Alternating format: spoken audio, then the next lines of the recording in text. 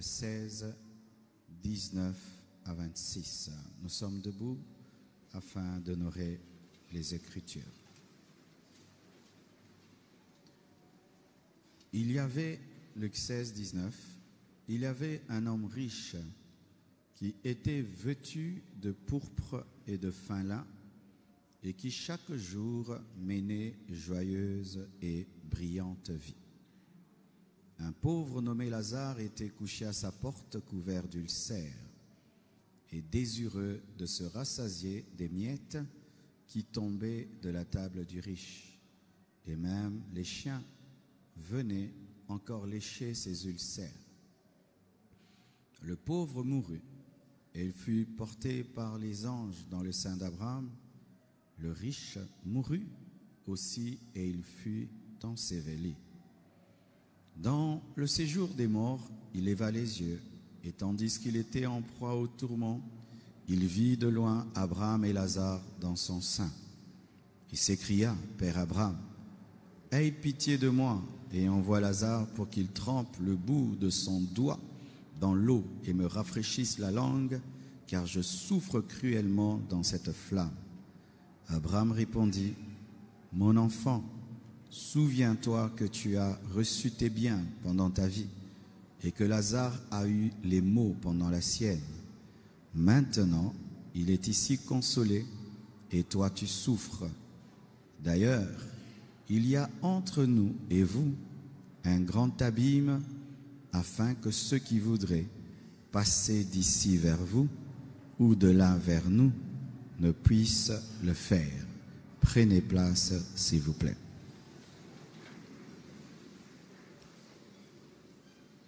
Je reviendrai sur ce passage dans le développement de mon sujet, mais je le mets là. Alors tout d'abord, d'où vient le terme enfer? Enfer, nous disons enfer, enfer, enfer. Enfer vient d'un terme latin, infernus. Infernus qui veut dire région d'en dessous. Ce qui est en bas. C'est pourquoi quand on parle de l'enfer, on ne dit pas que les gens montent, on dit que les gens descendent. L'enfer est un trou, l'enfer est une fosse, l'enfer c'est un abîme, l'enfer c'est descendre. On ne monte pas quand on va en enfer, mais on descend. On dit que Lazare a été pris par les anges et on voit que les anges l'ont fait monter, mais l'homme riche, on dit seulement qu'il était enseveli, il est descendu. Mes frères et sœurs, l'enfer c'est une région inférieure, l'enfer c'est une fosse, c'est une prison. Et aujourd'hui il y a des fausses doctrines qui disent que Dieu est tellement bon qu'il ne peut pas envoyer sa créature en enfer. On dit que l'enfer contredit la nature divine. On dit que tout le monde va au paradis. On dit que l'enfer se vit sur la terre. Si tu souffres, c'est ça l'enfer. Il y a même une église qui veut enlever l'enfer de la Bible. Il y a même des prédicateurs qui ne veulent plus parler de l'enfer parce qu'ils trouvent que c'est un sujet quand même rempli de méchanceté, dire que l'homme peut finir éternellement dans le feu. Et plus en plus, l'homme s'humanise et se développe. L'homme ne veut pas de tout ce qui peut déranger sa conscience. L'homme ne veut pas de tout ce qui peut l'effrayer et le culpabiliser. C'est pourquoi notre génération ne passe le temps seulement qu'à rechercher la distraction et la distraction. S'il y a une vidéo qui te réveille, tu ne vas pas suivre, mais tu vas suivre des vidéos qui te font rire, Ainsi, de plus en plus, même ceux qui viennent à l'église, même ceux qui prêchent, ne croient plus en l'existence de l'enfer. Mais voici, mes frères et sœurs, la première preuve de l'existence de l'enfer. Galates 6, versets 7 à 8. La Bible dit: ne vous y trompez pas, on ne se moque pas de Dieu. C'est qu'un homme aura sémé, il le moissonnera aussi. Celui qui sème pour sa chair moissonnera de la chair la corruption, mais celui qui sème pour l'esprit moissonnera de l'esprit la vie éternelle. La première loi, c'est la loi de la sémence et de la récolte. Chaque fois que tu vois un homme s'aimer une pomme et récolter un pommier, ça enseigne que l'enfer existe. Chaque fois que tu vois un homme s'aimer un citron et récolter un citronnier, c'est la preuve que l'enfer existe. Pourquoi? Parce que cela révèle que nous portons les fruits en fonction de notre nature. Nous engendrons les choses en fonction de notre nature. Tu ne planteras pas un citron pour avoir un oranger. Tu ne planteras pas une pomme pour avoir un citronnier. Les pommes donnent les pommes, les citrons donnent les citrons. Et il dit que celui qui sème dans la chair récolte la corruption, et celui qui sème pour l'esprit récolte la vie éternelle. Tu mènes une sale vie, tu finis en enfer. Tu mènes une vie dans la foi et l'obéissance, tu finis au ciel. C'est clair comme l'eau de roche. Frères, sœurs, ne vous y trompez pas. Ne pensez pas que d'un côté, vous aurez une sale vie et une éternité glorieuse. Ne pensez pas que d'un côté, vous allez s'aimer une vie charnelle et ensuite, vous allez récolter une vie spirituelle. Même un agriculteur ne croit pas ça. Lorsqu'un agriculteur sème des cafés, il s'attend à des cafés. Mais comment nous menons une vie de péché où le mal est ta vie, la chair c'est ta vie, toi-même tu sais que moi je suis mauvais, moi-même là je suis ceci. Mais quand tu penses à ton éternité, tu vois le ciel. C'est comme quelqu'un qui plante des oranges et qui attend des citrons. C'est illogique que tu t'attendes à aller au ciel pendant que tu sais que la vie que tu mènes est une sale vie. La vie est une sémence. C'est ce que Paul dit aux Galates. La vie que tu mènes, c'est une sémence. Et une fois que tu as sémé quelque chose, tu recevras selon la nature de la sémence.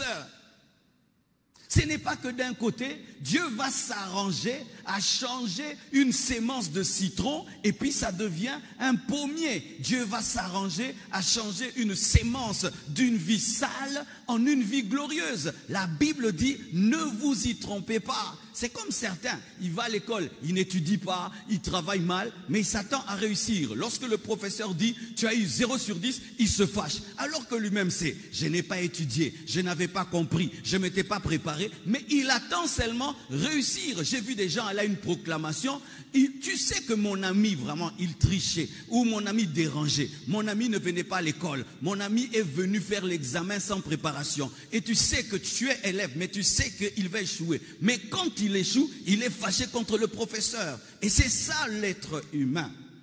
L'être humain pense s'aimer dans la chair, mais récolter dans l'esprit. Est-ce que tu vis une vie spirituelle? Si tu ne vis pas une vie spirituelle, comment tu veux avoir une éternité spirituelle? La nature m'enseigne que l'enfer existe.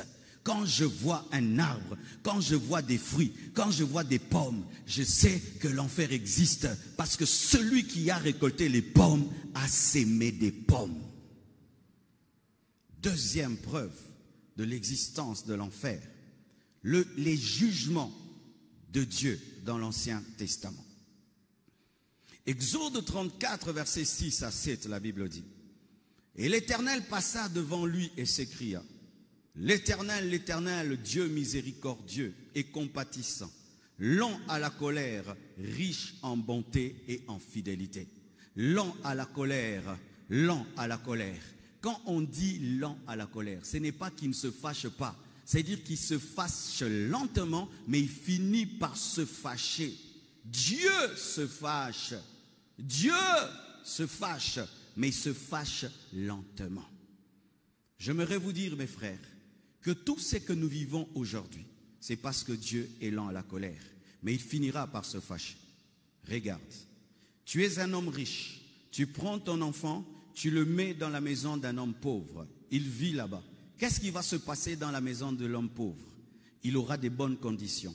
Parce qu'à cause de ton enfant, tu vas faire qu'il y ait le lait, qu'il y ait le pain, qu'il y ait tout ce qu'il faut, voiture, tout. Pourquoi? Parce que ton fils est là. Le jour où ton fils quitte la maison du pauvre, il redevient pauvre. De la même manière, ce monde est en paix parce que nous sommes là. Ce monde n'est pas détruit parce que nous, les enfants de Dieu, nous sommes là. Ce monde profite de ce que le Père veut nous donner.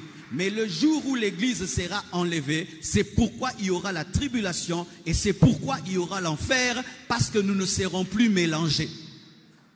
Jusque-là, le Seigneur est en train de patienter pour que le maximum de païens puissent se repentir. Il est lent à la colère, mais il finit par se fâcher. Mes frères, l'enfer, c'est la colère de Dieu manifestée, mais après des temps et des temps. Imaginez, depuis que Satan a péché, Dieu lui a promis l'enfer. Jusqu'aujourd'hui, il ne le jette pas en enfer, mais il finira par le faire. Au dernier jour, il finira par se fâcher. Toi qui n'as qu'une révélation d'un Dieu amour, ce n'est pas la Bible. Toi qui as une révélation d'un Dieu qui ne se fâche jamais, ce n'est pas la Bible. Ton Dieu est lent à la colère, mais il finit par se fâcher. Et quelqu'un qui se fâche lentement, quand il se fâche, c'est terrible. Nous les connaissons, n'est-ce pas?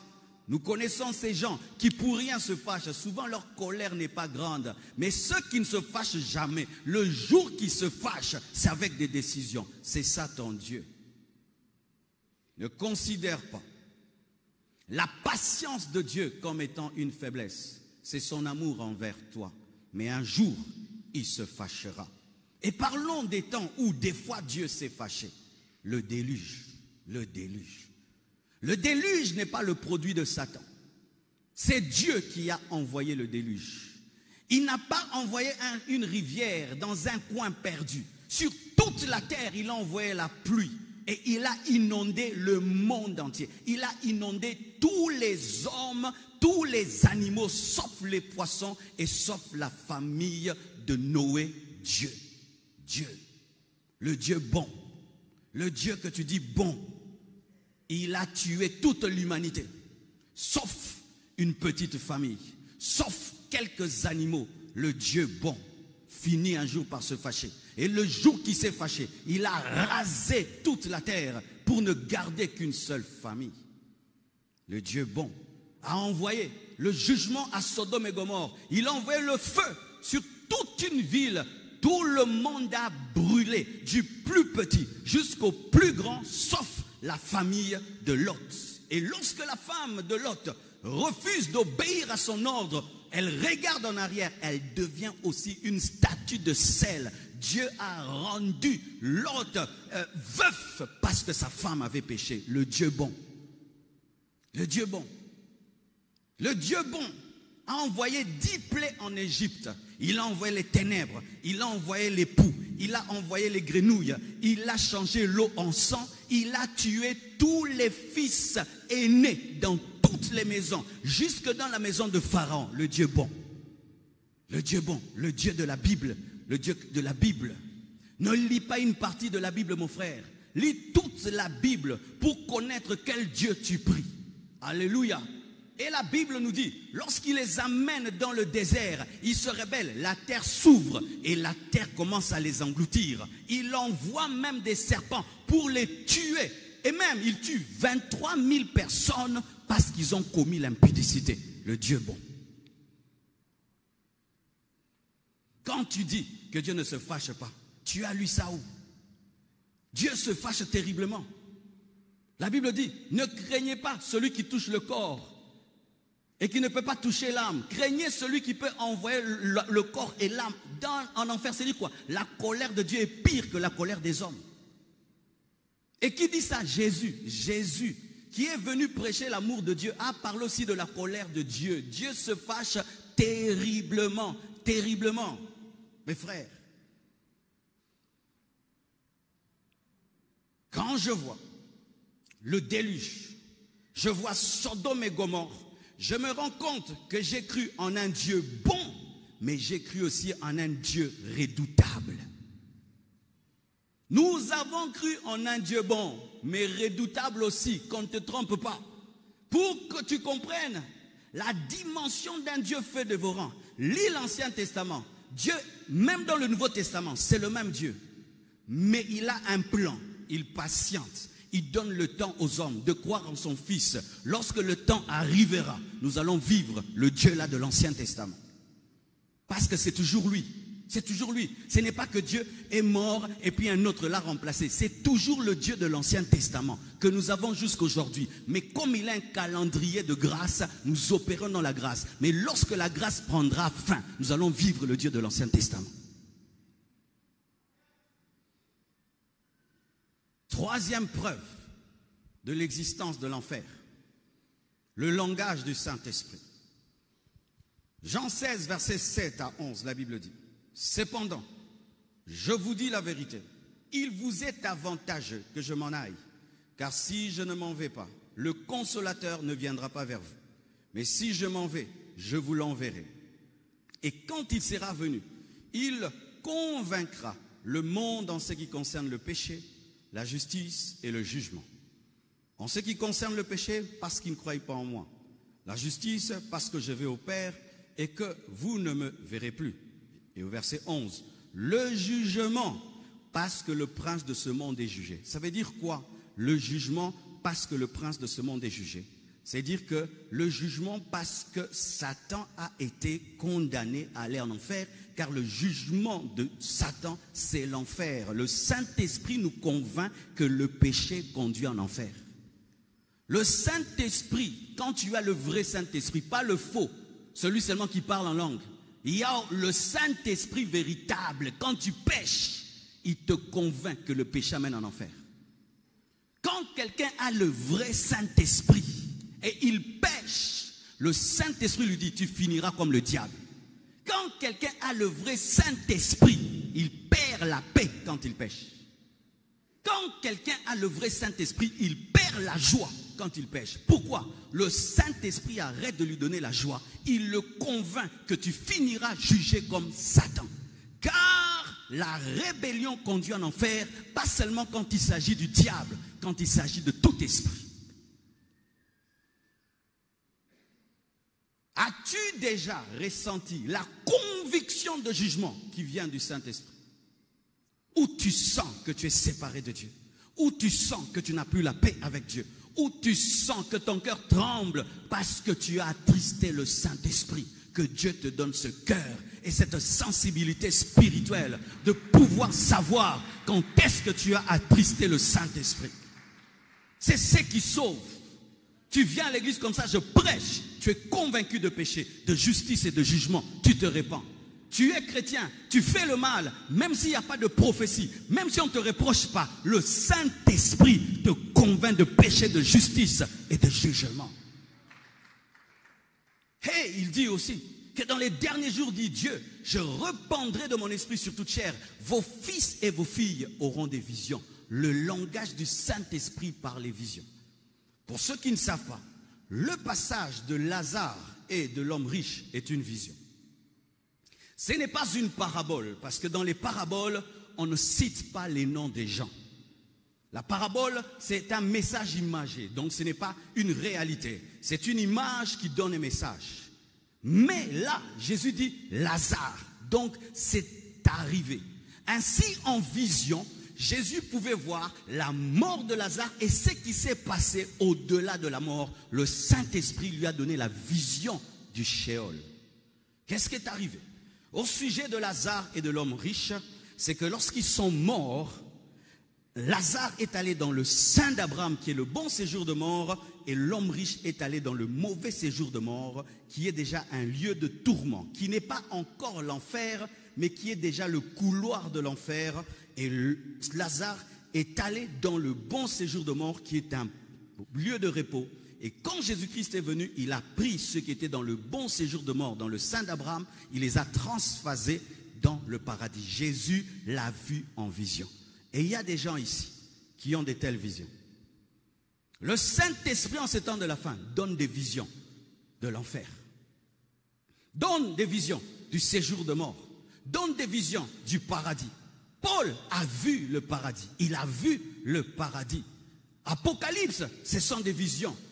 Jean de l'Apocalypse a vu l'enfer parce qu'il a vu l'Antichrist et le faux prophète être jetés en enfer. Il a vu en vision que le diable sera jeté en enfer. Les visions révèlent que l'enfer existe car le Saint-Esprit ne peut pas mentir. Et les témoignages des Lazare ressuscités, les témoignages des Abraham ressuscités, les témoignages des hommes riches ressuscités, ça veut dire quoi? Des hommes qui ont connu la mort, d'autres étaient dans le coma, certains reviennent avec des messages. Et ils nous disent qu'il y a la vie au-delà de la vie. Qui connaissent de tels témoignages? Ça pullule maintenant sur Internet. Certains sont des faux témoignages, mais d'autres sont des vrais témoignages, mes frères. Il y a des hommes qui sont passés par la mort et qui sont revenus pour nous donner un message, afin de nous dire qu'il y a une vie au-delà de la mort. L'homme riche a demandé à Abraham d'envoyer Lazare auprès de ses frères. Abraham a dit non, ils ont les prophètes, ils ont Moïse, mais Dieu nous fait grâce en ce temps de la fin. Dieu permet au Lazare de ressusciter pour nous dire qu'il y a une vie au-delà de la mort. Des gens sont dans les comas, ils reviennent, ils disent aux médecins, je voyais tout ce que tu faisais. Quand tu voulais me ramener, je vous voyais. Tu étais où? J'étais là, mais j'étais au-dessus, là, je vous voyais. Dieu est en train de nous dire que lorsque nous mourrons, nous ne mourrons pas au travers des malades qui sortent du coma. Ma propre tante a vécu cela. Elle était frappée du corona.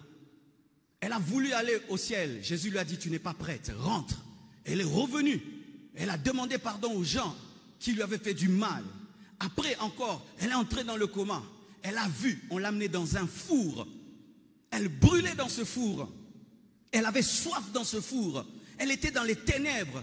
Et quand elle est sortie du coma, sa peau était brûlée. Sa peau, je l'ai vue moi-même à Bruxelles. Elle a dit, regarde ma peau, ça commence maintenant à changer. Mais Dieu lui a laissé un signe pour qu'elle soit un signe pour cette génération que là-bas, il y a le feu. Bien-aimés frères et sœurs, ce n'est pas de la blague, ce sont des choses vraies. Le ciel et l'enfer existent. Lorsque l'homme meurt, il ne meurt pas. Il y a des visions, il y a des expériences, il y a des révélations. Même moi, j'ai déjà vu quelqu'un mourir et n'est pas monté. Un jour, j'ai vu en vision, j'étais dans un hôpital. Quelqu'un mort dans cet hôpital. On venait de lui prêcher, il avait refusé. Quand il est mort, j'ai vu un trou s'ouvrir sous son lit. Il n'était pas monté. Il a commencé à descendre, mais il était vivant. Il n'avait plus son corps physique. Il avait un autre corps, mais qui brûlait et qui souffrait. Et il était conscient. J'entendais son âme dire, qui arrêtera ma descente? Qui arrêtera ma chute? Il ne faisait que descendre. C'est comme si le trou l'aspirait. Et le trou était enveloppé de feu. C'était un tunnel qui l'aspirait. Et moi, je le suivais. Quand un homme meurt sans Dieu, il ne monte pas. Vous pouvez l'enterrer sur une montagne. Il descend et il va dans un lieu de feu et de souffrance. Je l'ai vu. C'est pourquoi je préfère gâcher un dimanche comme ça. Vous restez calme, mais j'ai lavé mes mains. Je vous ai dit la vérité. Oui, je vous ai dit la vérité. Et le jour que tu mourras, toi tu connais la vérité. Tu ne seras pas surpris pour me dire, pasteur, je venais à l'église, tu me parlais que du mariage et de l'argent. Tu ne m'as jamais dit la vérité. Je te dis la vérité. Ça existe. J'ai vu cela. Réveille ton voisin qui est attaqué par des démons. Oui, tu es attaqué par des démons. Tous ceux qui dorment, vous êtes attaqués par des démons. Oui, ils sont nombreux, je les vois. Bougez-les, bougez-les. Ils doivent se convertir aujourd'hui.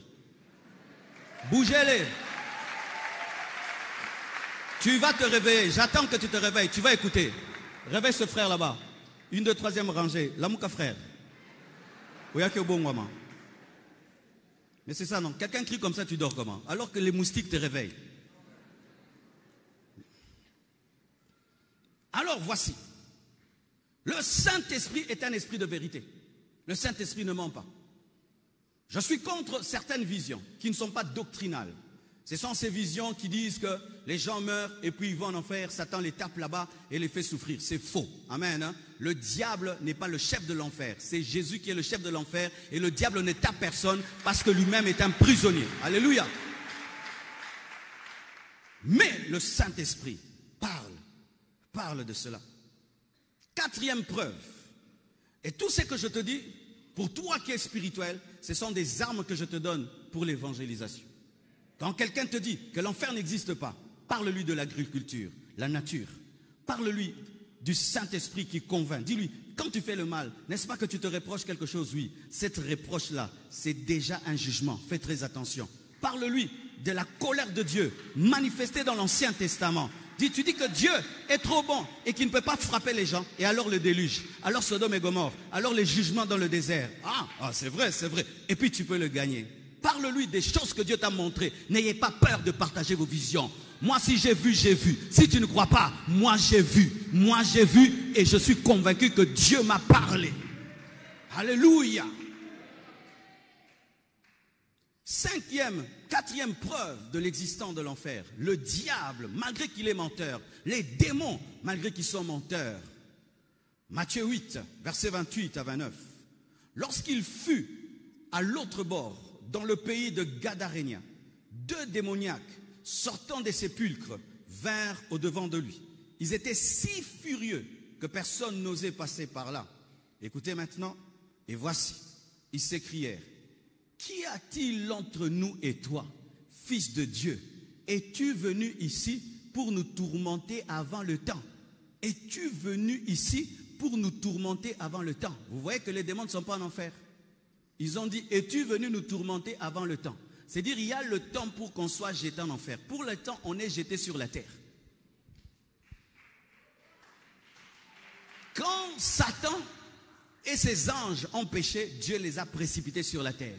Et en étant sur la terre, qu'est-ce qu'ils font? Ils empêchent aux hommes de servir Dieu pour ramener les hommes en enfer. Parce que l'enfer n'a pas été créé pour l'homme. L'enfer a été créé pour le diable et ses démons et pour les hommes qui les suivront. Alléluia. Et puis il a dit, es-tu venu nous tourmenter avant le temps? Parce qu'ils reconnaissent qu'il y aura un jour de tourment. Le diable croit en l'enfer, mais toi tu ne crois pas en l'enfer. Donc il est plus même croyant que toi. Comment Satan, le menteur, reconnaît qu'il y a un jour de tourment? Mais toi qui es un homme, créé à l'image de Dieu, tu dis, il n'y a pas d'enfer. Dieu est bon, Dieu est bon. Les démons reconnaissent que l'enfer existe. Si tu rencontres un démon, tu lui poses la question et qu'il est sincère, il va te dire, oui, l'enfer existe, d'ailleurs nous avons peur. C'est pourquoi nous maximisons. Pourquoi le diable travaille 24 heures sur 24 heures? C'est parce qu'il croit à l'enfer. Avant qu'il n'aille en enfer, où il ne pourra plus rien faire, c'est pourquoi il travaille tout le temps. C'est pourquoi vous voyez les agents du diable travaillent tout le temps. Les sorciers ne se fatiguent pas parce qu'ils n'ont pas le temps. Le monde de ténèbres croit en l'enfer. Les démons croient en l'enfer, mais toi, un homme, tu ne crois pas en l'enfer. Le diable prend au sérieux l'enfer. C'est pourquoi il maximise le temps. Mais toi, tu ne prends pas au sérieux l'enfer. Tu ne gagnes pas les âmes. Tu n'intercèdes pas. Lorsque tu es spirituel, lorsque tu es né de nouveau, lorsque toi tu es sauvé et tu sais qu'il y a l'enfer, le reste de ta vie, tu travailles une chose, sauver les hommes pour qu'ils n'aillent pas en enfer. Mes frères, c'est ça le but de ma vie. Moi, je vis que pour ça. Je ne vis pas pour avoir des maisons. Je ne vis pas pour avoir la gloire. Je vis pour sauver le maximum d'hommes. Le reste, ce sont des choses secondaires que Dieu peut me donner et qu'il me donne. Mais la priorité de ma vie, pendant que je suis sur la terre, c'est d'empêcher aux hommes d'aller en enfer. Frères et sœurs, Satan reconnaît qu'il y a l'enfer. 5e preuve de l'existence de l'enfer, les paroles claires des épîtres et de l'Apocalypse. Jacques 3, verset 6, la Bible dit: la langue aussi est un feu. C'est le monde de l'iniquité. La langue est placée parmi nos membres, tout le corps, et lent et enflammant le cours de la vie, écoutez, étant elle-même enflammée par la gêne. Pourquoi les épîtres ont été données à l'Église? C'est pour enseigner la grâce de Dieu. C'est pour enseigner cette transition entre l'Ancien Testament et la grâce. C'est pourquoi les épîtres ont été données pour que l'Église comprenne la grâce. Mais l'apôtre Jacques reçoit l'épître, mais dans l'épître, il dit quoi? Qu'il y a le feu de l'enfer dans la bouche. C'est dire quoi? Avant même que toute ta vie brûle dans le feu, ta vie commence à brûler déjà sur la terre par le péché que tu commets. Quand tu es un menteur, il y a le feu de l'enfer dans ta bouche. Quand tu es un calomniateur, il y a le feu de l'enfer dans ta bouche. Quand tu détruis la vie des autres avec tes paroles, il y a déjà le feu de l'enfer sur ta bouche. Et le feu ne reste jamais à un endroit. Il doit grandir. Ce qui fait que le feu qui est dans ta bouche finira par détruire toute ta vie. Le feu de l'enfer commence déjà sur la terre lorsqu'on mène une vie de péché. Tu finiras en enfer parce que déjà tu as permis au feu de l'enfer d'embraser ta vie sur la terre. Et tu finiras au ciel parce que tu as permis au Saint-Esprit de te remplir sur la terre. Frères et sœurs, voici ce que Dieu m'a dit ce matin. Il m'a dit: les hommes finissent éternellement loin de Dieu parce qu'ils ont décidé de ne pas vivre éternellement près de lui. Quand tu refuses de vivre éternellement avec Dieu, tu as choisi de vivre éternellement loin de Dieu. Lorsque tu as choisi de vivre éternellement loin de Dieu, donc Dieu ne peut pas te forcer à vivre avec lui. Il y a le feu de l'enfer dans une partie de ta vie. C'est laquelle? Ta sexualité, ta main, ta bouche, tes yeux, tes oreilles, tes pieds. Où se trouve déjà le feu de l'enfer dans ta vie? Où vont tes pieds? Où t'amènent tes pieds? Que dansent tes pieds? Que fais-tu avec ta sexualité? Qu'est-ce que tu écoutes? Quelle musique tu entends? Qu'est-ce que tu regardes? Quelles images tu regardes? Qu'est-ce que tu dis? Qu'est-ce que tu touches? Quelle partie de ta vie est déjà brûlée par le feu de l'enfer? C'est pourquoi il dit, si ton œil est une occasion de chute pour toi, arrache-le. Vaut mieux que tu entres borne au ciel au lieu que tu ailles en enfer avec tes deux yeux. Si ta main est une occasion de chute pour toi, coupe-la. Vaut mieux que tu entres manchot au ciel et que au lieu que tu ailles en enfer avec tes deux mains. Pourquoi? C'est-à-dire que si une partie de ta vie est déjà enflammée par le feu de l'enfer, répands-toi. Quelle partie de ta vie? Mes frères et sœurs. Et voyez maintenant ce que Jude a dit. C'est un verset souvent qu'il faut lire très lentement parce qu'il contient 3 messages. Souvent quand les gens le lisent, ils pensent qu'il y a un seul message, mais il y a 3 jugements dans Jude. Jude 1, 5 à 7, les épîtres. Jude était apôtre et prophète. Je veux vous rappeler, à vous qui savez fort bien, toutes ces choses que le Seigneur, après avoir sauvé le peuple et l'avoir tiré du pays d'Égypte, fit ensuite périr les incrédules. Waouh! Il les sort de l'Égypte, il les sauve, mais quand il les amène dans le désert, il manifeste l'incrédulité, il tue certains. Il les a fait tourner pendant 40 ans dans le désert, jusqu'à ce que toute la génération qui n'a pas cru en Canaan puisse mourir et que seulement Caleb ou Josué puissent entrer. C'est-à-dire que le même Dieu qui te sauve de l'Égypte peut te tuer dans le désert. C'est-à-dire quoi? Dieu n'est pas seulement celui qui sauve, il est aussi celui qui frappe. Dieu n'est pas seulement celui qui nous sort de l'Égypte, il est aussi celui qui tue dans les déserts. C'est la parole qui dit. Il les sauve par son amour, mais il les a tués dans sa sainteté. Dieu n'est pas que amour, Dieu est aussi saint, il est aussi juste. C'est dans la Bible. Nous n'allons pas inventer notre Bible, nous devons l'accepter telle qu'elle est. Deuxième révélation, il dit qu'il a réservé pour le jugement du grand jour, enchaînés éternellement par les ténèbres, les anges qui n'ont pas gardé leur dignité, mais qui ont abandonné leur propre demeure. Qui sont ces anges? Ces anges, ce sont les anges qui sont descendus sur la terre afin de coucher avec les femmes pour avoir des enfants géants qui ont amené la méchanceté sur la terre. Et à cause de cette méchanceté, Dieu a envoyé le déluge. Dieu a dit que ces anges-là qui n'ont pas gardé leur dignité ont été enchaînés et ils vont subir un jugement éternel. Pourquoi? À cause de l'impudicité. Dieu jettera dans le feu des anges, mes frères. Les anges, des esprits purs, des esprits qui ont été saints, des esprits glorieux, mais qui se sont laissés pervertir, qui ont quitté leur dignité pour suivre Satan. La Bible nous dit qu'ils finiront en enfer. Dit qui? Un apôtre.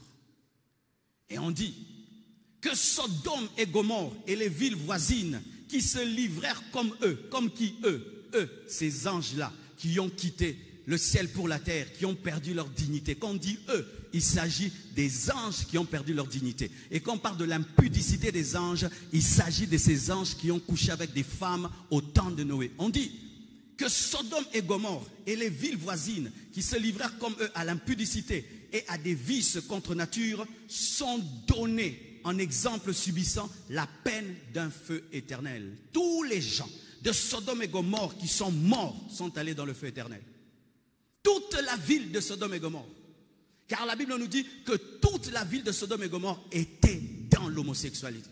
Toute cette ville, la Bible nous dit qu'ils ont subi la peine d'un feu éternel. Toute une ville est allée dans le feu éternel et toute une ville finira en enfer, la Bible. Et aujourd'hui, dans ce monde, il ne faut plus prêcher contre ce péché. Il ne faut plus en parler. Ils sont devenus tellement puissants dans ce monde, mes frères. Ici au Congo, on ne connaît pas leur puissance. Voyage, tu connaîtras leur puissance. Ils entrent dans les églises, osent seulement parler contre leur péché. Ils vont fermer ton église. Ose délivrer l'un d'eux. Il va te filmer avec une caméra cachée même dans le bouton. Et il va te traduire en justice. Ose parler contre eux. Ton église va fermer. Ils sont au Parlement.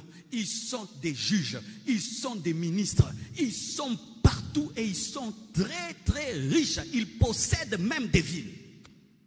Ils changent même les lois. Et là, j'aimerais même faire une parenthèse, mes frères. Ne quittez pas le Congo sans que Dieu vous parle. Si Dieu veut que tu meurs dans ce pays, meurs dans ce pays. L'Occident, c'est beau. Des grandes maisons, des belles voitures. Tout est parfait là-bas. Mais les mœurs, les gens commencent à vivre comme des animaux. Comme des animaux. Ils ont l'intelligence pour faire des avions. Ils ont des intelligences pour faire même des tunnels dans l'eau. Mais il faut voir quelle vie il mène. Quelqu'un peut quitter la maison, il est un homme. Il revient, il devient une femme. Il sort garçon, il rentre fille. Tu rencontres quelqu'un, te dit c'est un garçon, mais c'est une fille. Il a décidé de devenir femme. Des hommes et des hommes qui adoptent des enfants. Des femmes et des femmes qui adoptent des enfants. Et l'enfant sait que mes parents, c'est 2 mamans. Mes parents, c'est 2 papas. Ils ont l'intelligence pour faire des avions, mais ils ne peuvent pas comprendre seulement le fonctionnement d'une famille. Le jour que je finis de prêcher à Miami, mes frères, j'étais tout le temps à l'église, à l'hôtel, à l'église. Donc je ne connaissais pas c'est quoi le vrai Miami. Et l'église du pasteur Greg, il s'habille avec une pudeur, tu ne peux pas croire. Donc je ne connaissais pas c'est quoi Miami. Mais quand j'ai fini, j'ai dit non, je vais vraiment me promener à Miami. Je suis allé me promener. Mes frères, après quelques temps, j'ai dit, faites-moi vite rentrer dans la voiture, je suis à Sodome et Gomorrhe. Les gens se promènent nus. Et tout le monde est à l'aise. Hein? Tu croirais que tu es dans un film, mais c'est la réalité des nus et des nus. Donc, quand quelqu'un porte un habit jusqu'ici, il est bien habillé. Quand quelqu'un couvre seulement là, tout ça dehors, c'est normal. Et pas seulement une personne, 100 personnes, 200 personnes, 300 personnes. Mais ils ont des avions, ils ont des immeubles, mais ils vivent comme des cochons. Pour cela, Afrique, nous devons être un modèle pour l'Occident, un modèle pour eux. Pour eux, de ce côté-là, Ils n'ont rien à nous enseigner. Rien de rien à nous enseigner. La putréfaction du monde commence aux États-Unis. La pourriture du monde commence aux États-Unis. Ce monde-ci, frère, c'est plus que Sodome et Gomorrhe. Si Dieu a brûlé Sodome et Gomorrhe, parce que des hommes allaient avec des hommes, des femmes allaient avec des hommes, nous on a dépassé. On ne va pas seulement homme, homme, femme, femme. Qu'est-ce qui se passe même? On devient des hommes, on devient des femmes, on change même tout. Les gens vont même, ils achètent la sémence de quelqu'un qui est mort. Il peut donner sa sémence à 500 mamans. Et un homme mort féconde 500 personnes. Et on dit que c'est normal. Les gens commencent à acheter des poupées. La poupée devient sa femme. Les gens épousent des chiens. Son mari, c'est un chien. Sa femme, c'est une chienne. Nous avons dépassé les bornes. Si Dieu ne frappe pas, c'est parce que l'Église est là. Le jour que l'Église sera enlevée, le jugement de Dieu va tomber. Parce que la Bible dit, Dieu a enlevé Lot d'abord avant de frapper Sodome et Gomorrhe. Et Dieu va enlever l'Église avant de frapper. Mais ce monde est déjà prêt pour être frappé. Parce que si Dieu n'a pas supporté la putréfaction de Sodome et Gomorrhe, nous on a dépassé. On a dépassé. De loin on a dépassé. Et vous allez me dire qu'il n'y a pas l'enfer, il n'y a pas de jugement. Avec même ce que j'entends dans ce pays, des gens qui enlèvent les autres, des gens qui coupent les organes des autres. Et les gens là meurent, ils vont au ciel. Vraiment, ils vont au ciel. Des vendeurs d'organes. Mettez-les en prison. Mettez-les en prison. Mettez-les en prison. Il s'est converti en prison et il reste en prison.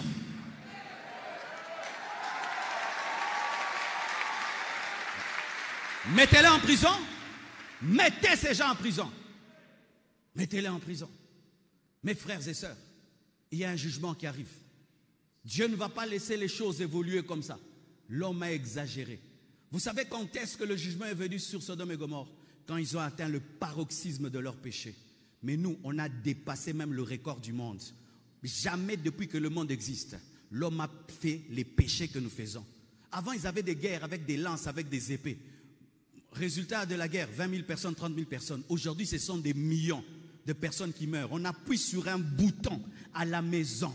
Des millions de personnes meurent. On appuie sur un petit bouton. Toute une ville peut disparaître avec des bombes bizarres. Et vous pensez qu'on va évoluer comme ça parce que Dieu est bon? Si la bonté de Dieu c'est ça, c'est en train de nuire aux justes. Maintenant, les justes profitent de quoi? De Dieu. Si la bonté de Dieu, c'est de laisser impunies les fautes des hommes. Les paroles claires des épîtres. Les paroles claires de l'Apocalypse. Le dernier livre de la Bible finit avec quoi? Avec l'enfer et puis le ciel. La conclusion d'un livre est très déterminante, n'est-ce pas? Pour ceux qui lisent des livres, des fois, qu'est-ce qu'on fait? Tu lis l'introduction au milieu et puis à la fin, n'est-ce pas? Et tu peux comprendre. Quand tu vas lire la Bible dans sa conclusion, ça part de l'éternité, soit avec Dieu ou sans Dieu. Alors toi, tu as la Bible tous les jours. Et cette Bible-là, sa conclusion, c'est les temps de feu et la nouvelle Jérusalem céleste. Mais tu vis que pour le mariage, pour le voyage, pour les hamburgers, pour les croissants, pour les gâteaux, pour TikTok, pour YouTube, Instagram, followers, nombre de vues. Distraction, distraction et distraction et distraction. Apocalypse 20, 10 dit, et le diable qui les séduisait fut jeté dans les temps de feu et de soufre, où sont la bête et les faux prophètes. Et ils seront tourmentés jour et nuit au siècle des siècles. La Bible le dit. Jean, celui qui dormait sur la poitrine de Jésus. Le disciple le plus aimé de Jésus a parlé de l'enfer. Le disciple qui avait la plus grande communion avec Jésus, donc la plus grande révélation de son amour, car il dormait sur sa poitrine, ne dit pas qu'il n'y a pas d'enfer. Il dit qu'il y a le ciel, il dit aussi qu'il y a l'enfer. Nous ne pouvons pas être plus spirituels que les apôtres ou plus spirituels que ceux qui nous ont précédés. Sixièmement, la justice des hommes m'enseigne l'enfer. Comment? Romains 13, versets 3 à 6 nous dit, ce n'est pas pour une bonne action, c'est pour une mauvaise que les magistrats sont à redouter. Veux-tu ne pas craindre l'autorité? Fais le bien et tu auras son approbation. Le magistrat est serviteur de Dieu pour ton bien. Mais si tu fais le mal, crains, car ce n'est pas en vain qu'il porte l'épée, étant serviteur de Dieu pour exercer la vengeance et punir celui qui fait le mal. Le magistrat est un serviteur de Dieu. Des gens m'ont fait dire ce que j'ai jamais dit, que je suis contre le droit. Ah, moi je suis pour le droit. Surtout dans ce pays, il faut le droit. Il y a des gens qui se promènent, qui doivent finir en prison. Moi, si je deviens président de ce pays, j'ouvre des prisons et j'ai rempli ces prisons. Et au nom de Jésus, donne-moi la main, je vais t'expliquer quelque chose. Regardez, lorsque le riche dit à Abraham, envoie Lazare prêcher à mes frères. Écoutez la réponse d'Abraham, il dit, mon enfant.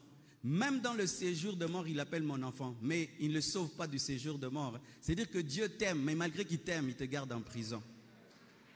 Mon enfant. Il y a des gens qui doivent avoir la peine à perpétuité. Je suis contre la peine de la mort. Ça, je suis contre. Tuer quelqu'un parce qu'il a tué. Non, mettez-le seulement en prison, il meurt là-bas. Il a le temps de méditer, de se repentir et d'aller au ciel. Vous pouvez le tuer avant qu'il se repente. Mais la peine à perpétuité, je suis d'accord. Il y a des gens, ils doivent avoir la peine à perpétuité. Tu kidnappes 10 personnes, tu enlèves 1000 organes. Toi, prends la peine à perpétuité. Tu reçois Jésus, mais tu restes là-bas. Comme ça, les autres auront peur. Parce qu'on punit les gens pour que les autres aient peur. Je vais t'expliquer pourquoi la justice des hommes est la preuve de l'enfer. Vous savez comme on est là ce matin. Si nous devenons un pays, qu'on le veuille ou pas, même après 5 ans, 10 ans, on aura une prison. Nous allons faire une réunion, on va dire, on fait une prison. Vous savez ça? Si on ne fait pas cette réunion, pour avoir une prison, il y aura les désordres. C'est pourquoi même à l'église, il y a quoi? La discipline, suspension, suspension. Même à l'église, suspension. Même à l'église, on livre les gens à Satan, dans l'église. Pourquoi la justice des hommes est la preuve de l'existence de l'enfer? Parce que l'homme a été créé à l'image de Dieu. Dans l'homme, il y a aussi la justice. C'est pourquoi même quand on était des enfants, papa et maman se chamaillent, on avait tendance à dire, papa tu as tort, maman a raison, ou maman tu as tort, papa a raison. Pourquoi on venait toujours? Même quand on était des enfants, on était des arbitres, on faisait le juge, n'est-ce pas? En nous, nous avons la notion du bien et du mal. Nous avons la notion que le bien est récompensé, le mal est puni. C'est en chacun de nous. Si dans ce monde, des hommes disent, si tu tues, tu vas en prison. Vous pensez que notre justice dépasse celle de Dieu? Si des êtres imparfaits ne tolèrent pas le mal et ont fait un lieu pour mettre des hommes méchants, et Dieu qui est parfait, qui est saint, n'a pas une prison, Dieu a une prison, car les hommes ont des prisons. Chaque fois que tu te promènes, tu vois Makala, vois l'enfer. Chaque fois que tu te promènes, tu vois Luzumu, vois l'enfer. Chaque fois que tu vas visiter un prisonnier en prison, imagine maintenant l'enfer, imagine la prison de Dieu. La justice de l'homme, fait à l'image de Dieu, révèle qu'il y a aussi la prison de Dieu. Il y a aussi la fosse. Frères et sœurs, pour terminer, les paroles de Jésus-Christ lui-même, le Fils de Dieu, sont la preuve des preuves de l'existence de l'enfer. Car s'il y a quelqu'un qui ne devait jamais parler de l'enfer, c'est Jésus. S'il y a quelqu'un qui ne devait même pas citer ce mot, c'est Jésus. Parce que lui, c'est l'amour de Dieu fait chair. Lui, il est venu nous sauver. Il est venu mourir pour nous. Lui, il est venu pour mourir à notre place. Mais, frère, s'il y a quelqu'un dans le Nouveau Testament qui a parlé le plus de l'enfer, c'est Jésus. Jésus a battu le record de parler de gêne. C'est Jésus. Plus que Paul, plus que Jean, Jésus. Jésus qui est le chemin, la vérité, a parlé de l'enfer plus que même ses serviteurs. Pourquoi? Il sait que ça existe. Un verset. Matthieu 13, 40, la Bible dit. Or, comme on arrache l'ivrée et qu'on la jette au feu, il en sera de même à la fin du monde. Le Fils de l'homme, il dit lui-même. Quand il dit Fils de l'homme, c'est lui. Il ne dit pas le Père, il dit moi. Moi, j'enverrai mes anges qui arracheront de mon royaume tous les scandales et ceux qui commettent l'iniquité. Et ils les jetteront dans la fournaise ardente où il y aura des pleurs et des grincements des dents. Qui dit ça? Jésus. Jésus, le sauveur de l'humanité, a dit qu'il enverra ses anges prendre les hommes ivrés. Les hommes ivrés, c'est comme lorsque tu es en train de sarcler ton jardin et tu veux planter des bonnes choses, tu enlèves les mauvaises graines et les mauvaises herbes. Les hommes mauvais, méchants, incrédules sont la mauvaise herbe. Quand le jardinier Dieu veut arranger son jardin, il enlève la mauvaise herbe. Quand tu enlèves la mauvaise herbe, qu'est-ce que tu en fais? Tu mets à la poubelle. Après avoir mis à la poubelle, qu'est-ce que tu en fais? Tu mets le feu, n'est-ce pas? De la même manière que quand tu sarcles ton jardin, tu brûles la mauvaise herbe, Dieu aussi brûlera les mauvaises herbes au dernier jour. C'est une question de logique.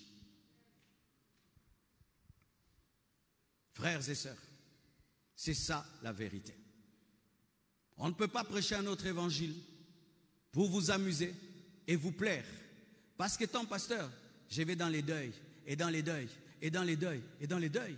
Des frères qui ont prié ici, des sœurs qui ont prié ici, des gens qui ont perdu papa, maman. Donc je vois que non, les fidèles aussi meurent, leur famille meurt. Et donc on leur promet voyage, mariage, mais à la fin, ils finissent toujours par mourir. Donc si je suis un pasteur intelligent, je dois d'abord les préparer à l'éternité et au reste ensuite. Ato baenga, non, ça n'en a bien. Écoutez maintenant ce que Jésus dit, et c'est là que je vais finir. Matthieu 23, verset 33, la Bible dit: serpent, race de vipères, comment échapperez-vous au châtiment de la géhenne? Serpent, race de vipères, comment échapperez-vous au feu de la géhenne? Donc on peut échapper. Oh, acclamons le Seigneur. On peut échapper. On peut échapper. On peut échapper. C'est possible d'échapper. Mais il y a une méthode. Il dit comment? Comment il ne faut pas être un serpent? Qu'est-ce qu'un serpent? Et que fait le serpent? Le serpent, la vipère, fait ceci. Lorsque le serpent est fatigué de son ancienne peau, le serpent reste à un endroit. Et puis sous l'effet de la chaleur, l'ancienne peau se décolle. Et le serpent se gratte contre les pierres. Et puis l'ancienne peau vieillit, reste. Et il y a un nouveau serpent tout beau, tout frais, qui apparaît avoir 2 ans, alors que le serpent a 10 ans. Vous allez dire c'est un jeune serpent, mais c'est un vieux serpent. Ce qui a changé, ce n'est pas l'intérieur, ce qui a changé l'extérieur. Et si tu n'es pas connaisseur des serpents, tu vas dire que c'est un jeune serpent alors que c'est un vieux serpent. Et si tu opères dans la dimension du serpent, tu finiras en enfer. C'est-à-dire, lorsque tu es un hypocrite, tu as une sainteté de l'église, une sainteté de lèvres, une sainteté d'apparence, des jupes de l'église, des pantalons de l'église. Mais quand tu es à la maison, tu t'habilles comme une prostituée.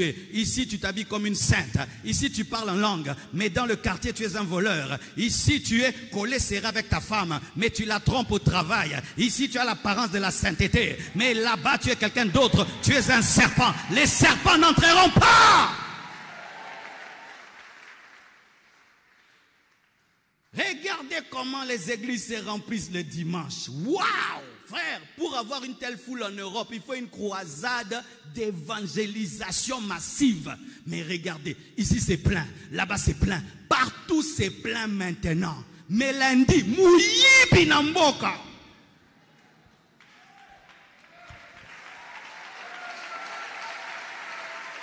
Oui, le lundi. Le vol, et le vol, et le vol. Les mêmes qui disent alléluia. Lundi, vous allez voler au travail. Vous allez voler. Vous allez insulter. Vous allez faire des choses. On chante dimanche. Lundi, des voleurs.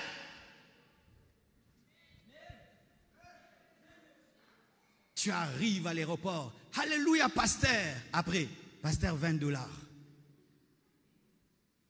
Tu arrives à l'aéroport. Homme de Dieu. Des mendiants, des mendiants, des mendiants.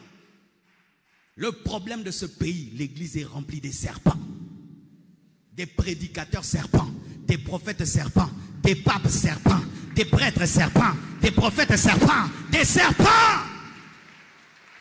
Ou l'extérieur seulement, dans vos fêtes, vous vous habillez comme des païens. À l'église, vous vous habillez comme des chrétiens. Dans les fêtes, vous chantez des choses mondaines. À l'église, vous chantez Alléluia. Ici, vous parlez comme des enfants de Dieu, mais dehors, vous parlez comme des païens. Vous vous critiquez, vous vous détruisez. Vous êtes dans le tribalisme, vous êtes dans le népotisme. Serpent, tout ce que tu as en toi, c'est l'extérieur. Il n'y a rien à l'intérieur qui a changé. Mais l'extérieur, waouh, c'est extraordinaire.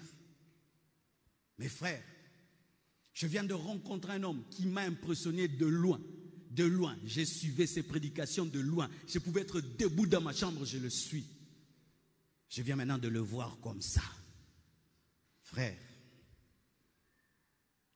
j'ai cru en lui davantage, mais sans prédication. J'ai vu que ce n'était pas un serpent, c'était un papillon. Le serpent change la peau, le papillon change de nature.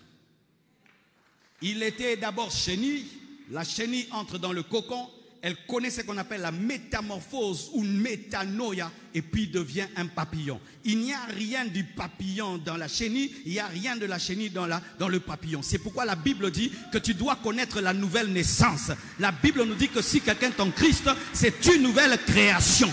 Une nouvelle création. Les choses anciennes sont passées et toutes choses sont devenues nouvelles. Le serpent abandonne la peau, mais il a toujours le venin. Il a toujours la forme du serpent. Mais la chenille abandonne tout de la chenille, commence à voler à la beauté et mange maintenant tout ce qui est sur le fleur et ne mange plus ce qui est à terre. Dieu veut que tu sois métamorphosé, transformé du païen au chrétien, mais pas que tu deviennes un religieux. Un religieux, il a l'apparence, mais il n'a pas la vie.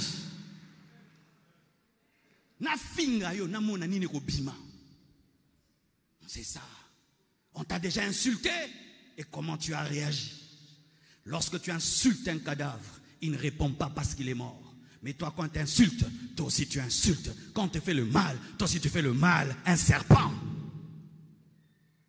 Des serpents remplis ici, plein de serpents. C'est pourquoi ce pays ne change pas. Les gens remplissent l'église, mais refusent de changer. Compare un serpent avec une chenille. Le serpent est plus puissant que la chenille. C'est pourquoi le serpent demeure serpent. Mais la chenille est tellement faible, fragile, qu'elle a tout intérêt à se cacher dans le cocon pour devenir un papillon. Qu'est-ce que je veux dire? Un serpent, c'est quelqu'un qui argumente avec la parole. Quand on prêche, tu réponds toujours dans ton cœur. Non, non, je vais vivre comment maintenant si je ne vole plus? Non, non. D'ailleurs, lui-même, il les fait aussi, non? Il est trop dur, trop dur. Ça, c'est quelle condamnation comme ça? Ça, c'est quel évangile? Serpent. Mais la chenille dit, Seigneur, c'est vrai, aie pitié de moi. Je suis faible, aide-moi. Je reconnais, je suis dedans. Seigneur, change-moi. Seigneur, transforme-moi. Et comme tu es humble, il va t'amener dans le cocon de la croix, de la puissance du Saint-Esprit. Il va te transformer. Il va te donner une nature céleste. Il va te donner la nature de Jésus-Christ. Et tu seras un autre homme. Humilie-toi devant la parole. Humilie-toi devant la parole. Humilie-toi devant la parole. Arrête d'esquiver la parole. Pendant que je prêche, tu dis, hé, le pasteur a tei bango bien, a tei bien. Le serpent n'écoute pas la parole pour lui dire, si Jean était venu aujourd'hui, il allait changer. Et toi, change. Frères, sœurs, quand je rencontre cet homme, il est grand, il est venu avec un jet privé. T.D. Jakes, il est venu avec un jet privé. Il arrive au culte, mes frères, 2 heures du temps, les frères, soir, on ne lui donne pas la parole. Il y avait des cérémonies qu'on devait faire avant qu'il prêche. Il s'était assis. Ces chaises sont confortables. C'était des chaises simples. Il s'est assis là. Moi, maintenant, je le regardais du coin de l'œil. Moi, j'étais là, lui, il était là-bas. Je vais voir maintenant, est-ce qu'il va se fâcher? Restez calme. À l'heure de la prédication, il monte. Avec la joie, il prêche. On le met dans l'hôtel avec nous tous. Il est avec nous tous. Il mange avec nous tous. Tu le rencontres, on ne te jette pas, on te laisse venir. Protocolaire. Botiko bois kakabantimi. Botika baye pas pasteur.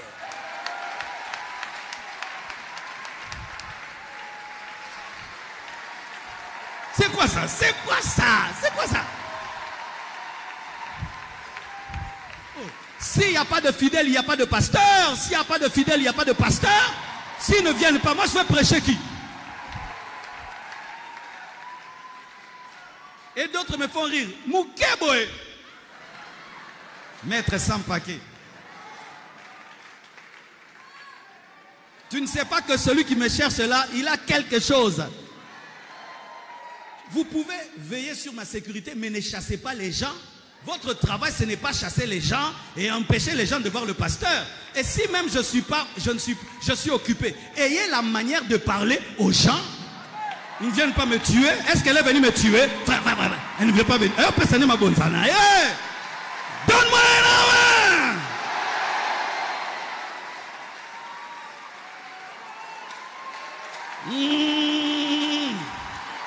Sincèrement, je m'attendais que vraiment ils viennent avec la Marines des États-Unis, qu'il y ait des militaires partout. Une ou deux personnes, c'est tout, et dans la discrétion.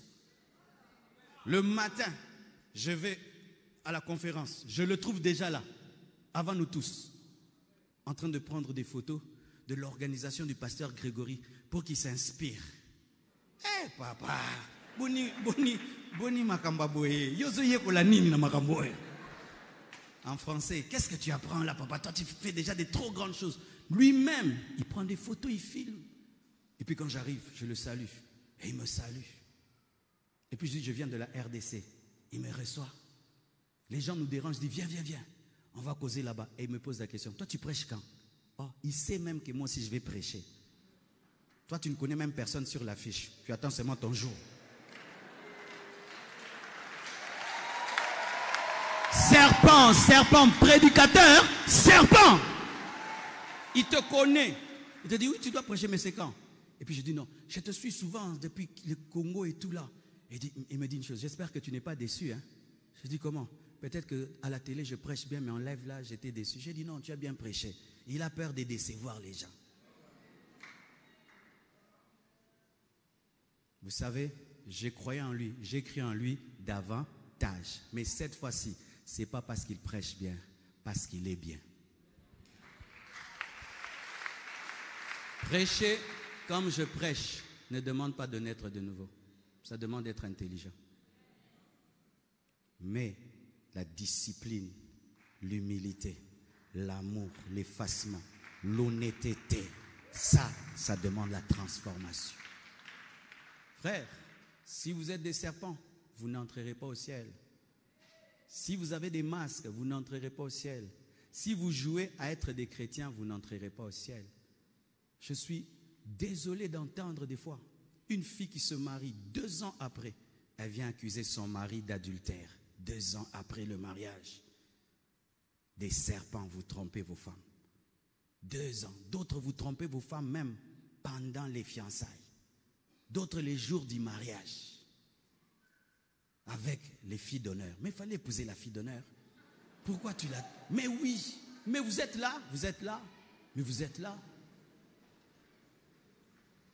Qu'est-ce que ta femme dit de toi? Est-ce que ta femme a déjà dit que tu es chrétien? Est-ce que ton mari a déjà dit que tu es chrétienne? Est-ce que tes parents ont déjà dit que tu es chrétien? Est-ce que tes amis ont déjà dit que tu es chrétien? Le serpent peut dire qu'il a rajeuni, mais ceux qui le connaissent savent qu'il est vieux.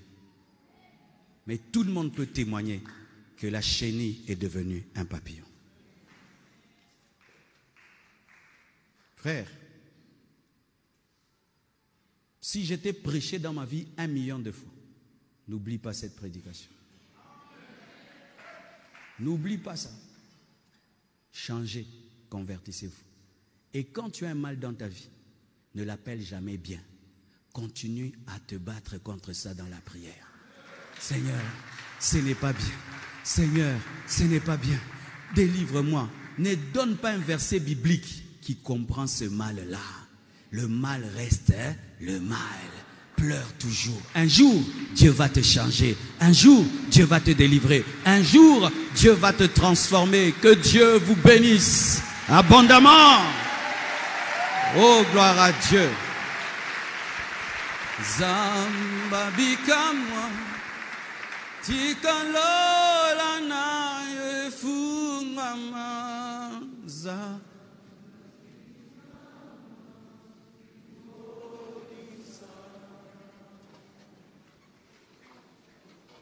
Zamba bikamwa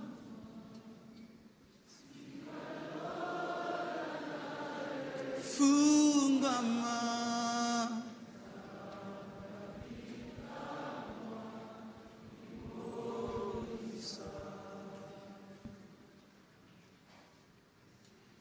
Zamba bikamwa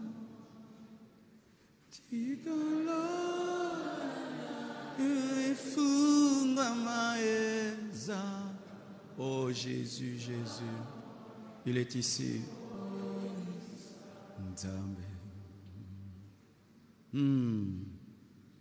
Zamba bikamwa. Oh yes. Oh Jésus, Jésus, Jésus, Jésus, sauve, Jésus, Jésus, Jésus. Jésus, Jésus, sauve, Jésus, sauve. Jésus, sauve, Jésus, sauve, Jésus, sauve, Jésus, sauve, Jésus. Oh Jésus, sauve, Jésus, sauve, Jésus, sauve. Jésus, Jésus, sauve, Jésus, sauve.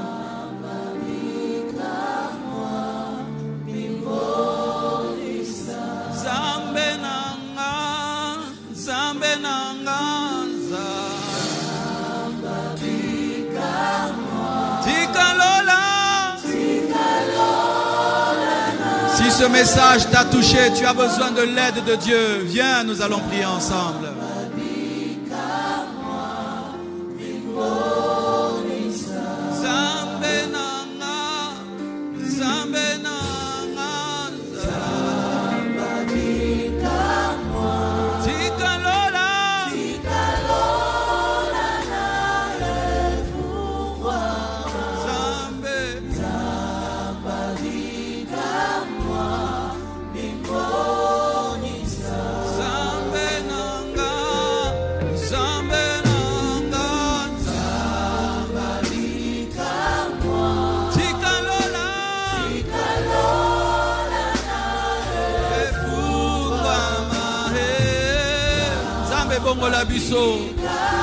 Change-nous, change-nous. Oh, Nzambe, Nzambe. Change-moi, change-moi, Jésus. Change-moi. Change-moi, change-moi. Oh, Seigneur, change-moi, change-moi.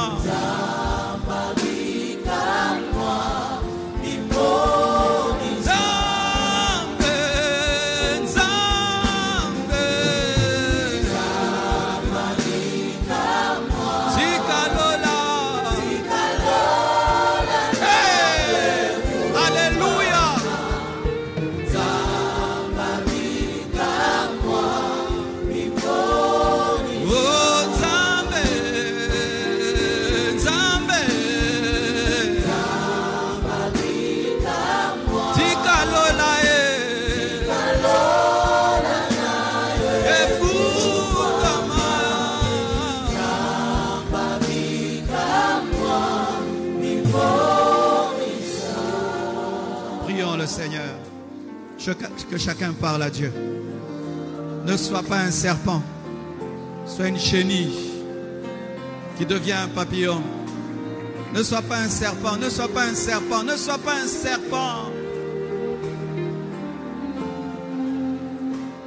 Aïe, aïe, aïe, aïe, aïe, aïe, aïe, aïe.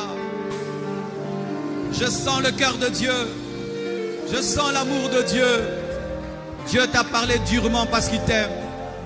Dieu t'a parlé durement parce qu'il t'aime. Dieu t'a parlé durement parce qu'il t'aime. Dieu t'a parlé durement parce qu'il t'aime.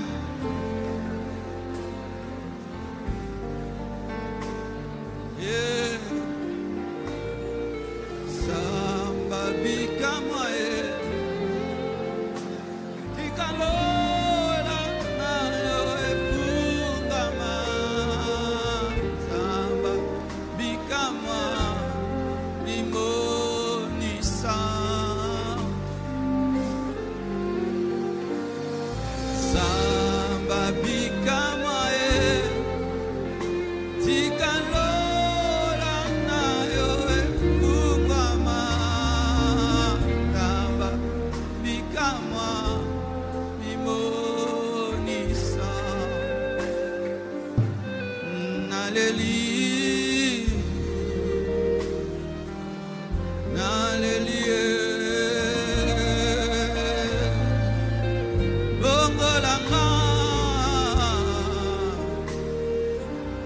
Change-moi, change-moi, change-moi, change-moi, Seigneur.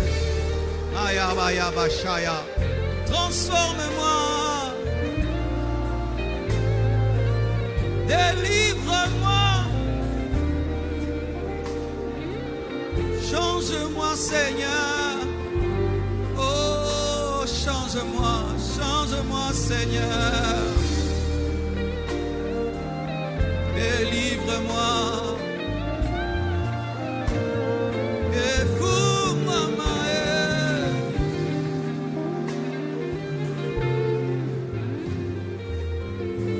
Prions ensemble. Seigneur Dieu, tu m'as parlé durement parce que tu m'aimes. Je te remercie. Tu veux mon salut. Je ne veux pas être un serpent. Je veux être une chenille qui devient un papillon. Pardonne-moi. Je reconnais mes fautes, mes erreurs, mes manquements. Viens me changer par le Saint-Esprit, par le Saint-Esprit, par le Saint-Esprit, par le Saint-Esprit, par ta parole. Change-moi, Jésus. Je ne veux pas aller en enfer. Je veux aller au ciel. Je ne veux pas aller en enfer. Je veux aller au ciel. Je ne veux pas aller en enfer. Je veux aller au ciel. Jésus, Jésus, Jésus, sauve-moi, sauve-moi, délivre-moi, libère-moi, change-moi ce matin, ce matin, ce matin. Que mes chaînes tombent, que mes prisons s'ouvrent, que mes chaînes tombent, que mes prisons s'ouvrent, que je sois changé, que je sois transformé. Merci Jésus. Oh merci, il est là. Il est là. Il t'exauce. Il est là. Il t'exauce. Il est là. Il t'exauce. Il te touche, il te change, il te touche, il te change, il te touche, il te touche, il te touche, il te touche. Comme tu es sincère, il te touche. Comme tu es sincère, il te change. Comme tu es sincère, il te libère. Comme tu es sincère, il s'occupe de toi. Merci Seigneur. Merci Seigneur.